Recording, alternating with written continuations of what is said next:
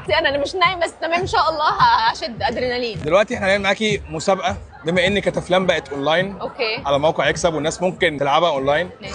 فانت هتلعبي، عاملين لك مسابقه وكويز عن اسئلتك انت وفراج. ماشي. ماشي.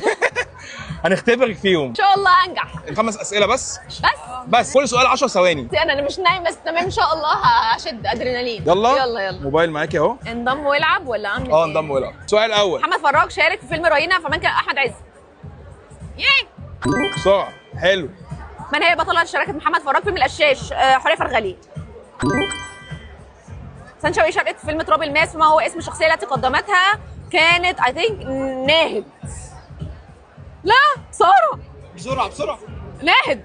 ناهد ولا ساره؟ بسرعه. ناهد هي ناهد. حلو صح. كويس. يلا اللي بعده. الزبون دايما على حق في اتقال من محمد فراج في فيلم. انا حاسه ان انت رهيبه يعني. انا قلت مواقف. ماشي. سان شوقي شارك في فيلم لما نتولد من اخراج تامر عزت.